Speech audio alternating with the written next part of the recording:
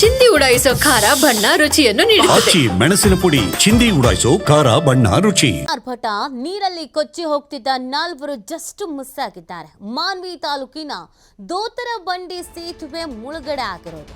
ಈ ಮುಳುಗಿದ್ದ ಸೇತುವೆ ಮೇಲೆ ಸಂಚರಿಸೋಕೆ ಹರಸಾಹಸ ಪಟ್ಬಿಟ್ಟಿದ್ದಾರೆ. ಅದೃಷ್ಟವಶಾತ್ ಪ್ರಾಣಾಪಾಯದಿಂದ ಸವಾರರು ಪಾರಾಗಿದ್ದಾರೆ.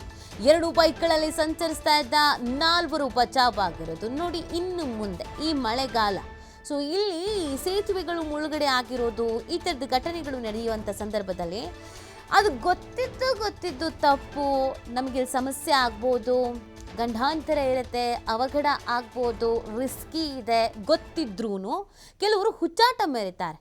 ಇನ್ನು ಕೆಲವರು ಮನೆಗೆ ಹೋಗೋ ಅರ್ಜೆನ್ಸಿ, ಹೋಗಲೇಬೇಕು, ದಾಟಲೇಬೇಕು, ಸುತ್ತು ಬಳಸಿ ಹೋಗಬೇಕು, ಒಂದಷ್ಟು ಕಿಲೋಮೀಟರ್ ದೂರ ಆಗತ್ತೆ, ನಾವು ಮನೆಗೆ ಹೋಗ್ಬಿಡೋಣ, ಏನಾಗಲ್ಲ, ಈ ಥರದ ದುಸ್ಸಾಹಸಕ್ಕೆ ಕೈ ಹಾಕ್ತಾರೆ.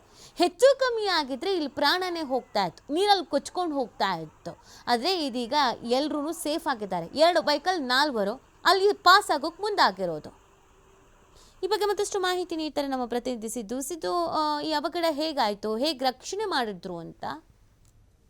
ಖಂಡಿತವಾಗ್ಲೂ ನೀತಿ, ಈಗಾಗಲೇ ಸಾಕಷ್ಟು ಮಳೆ ಕೂಡ ಆಗ್ತಾ ಇದೆ. ಈ ಮಳೆಯಿಂದ ಸಾಕಷ್ಟು ಜನರಿಗೆ ಅಲ್ಲಿ ಸ್ಥಳೀಯ ಮಟ್ಟದಲ್ಲಿ ಕೂಡ ಅವೇರ್ನೆಸ್ ಮೂಡಿಸ್ತಾನೆ ಬಂದಿರುವಂತದ್ದು. ಅದರಲ್ಲೂ ಕೂಡ ಅನೇಕ ಹಳ್ಳ ಕೊಳ್ಳಗಳು ಸೇರಿದಂತೆ ನದಿ ಪಾತ್ರದಲ್ಲಿ ಜನರು ಕೂಡ ಯಾರು ಹೋಗ್ಬಾರ್ದು ಅಂತಾನೆ ಹೇಳ್ತಾನೆ ಇರುವಂತದ್ದು. ಆದ್ರೆ ಮಾನ್ವಿ ತಾಲೂಕಿನ ದೋತರ ಬಂಡಿ ಅನ್ನೋ ಹಳ್ಳ ಏನಿದೆ, ನಿರಂತರವಾಗಿ ಮಳೆ ಸುರಿದಿರುವ ಹಿನ್ನೆಲೆಯಲ್ಲಿ ಸಾಕಷ್ಟು ಮಳೆಯ ನೀರು ಕೂಡ ಹಳ್ಳಕ್ಕೆ ಸೇರ್ಕೊಂಡಿದೆ.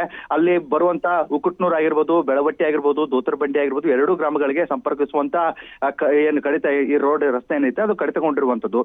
ಅಂತಹ ಸಂದರ್ಭದಲ್ಲಿ ರಸ್ತೆಗಳನ್ನ ದಾಟಬೇಕಾದಂತ ಬ್ರಿಡ್ಜ್ ಅನ್ನೇ ದಾಟ್ಕೊಂಡು ಈ ಊರಿಗೆ ಹೋಗ್ಬೇಕಾಗತ್ತೆ. ಆದ್ರೆ ಅಲ್ಲಿ ಇಲಾಖೆಯಲ್ಲಿ ಕೂಡ ಹೇಳಿರ್ತಾರೆ, ಈ ರಸ್ತೆನ ದಾಟಬಾರ್ದು, ಹಳ್ಳ ಬಂದಿದೆ ಅಂತ ಹೇಳಿದ್ರು ಕೂಡ ಅಲ್ಲಿ ಕೆಲವೊಂದಿಷ್ಟು ಜನ ಹುಚ್ಚಾಟ ಮಾಡುವಂತಹ ಸಂದರ್ಭದಲ್ಲಿ ಕೂಡ ಈ ರೀತಿ ಆಗಿದೆ ಅಂತಾನೆ ಹೇಳ್ಬೋದು. ಮತ್ತು 4 ಒಂದೇ ಬೈಕ್ ನಲ್ಲಿ ಹೋಗ್ತಾ ಇದ್ರು ಅಂತ ಹೇಳ್ಬಿಟ್ಟು ಸ್ಥಳೀಯರು ಕೂಡ ತಿಳಿಸಿರುವಂತದ್ದು. ಆತ ರಸ್ತೆ ದಾಟ್ತಾ ಇರುವಂತಹ ಸಂದರ್ಭದಲ್ಲಿ ಸ್ಥಳೀಯರು ಕೂಡ ವಿಡಿಯೋನ ಕೂಡ ಮಾಡ್ತಾ ಇದ್ರು. ಬೈಕ್ ಸವಾರರು ಸ್ವಲ್ಪದಷ್ಟೇ ಪ್ರಾಣಾಪಾಯದಿಂದ ಪಾರಾಗಿರುವಂತದ್ದು ಕೂಡ ವಿಡಿಯೋ ಲಭ್ಯವಾಗಿದೆ ಅಂತ ಹೇಳ್ಬೋದು.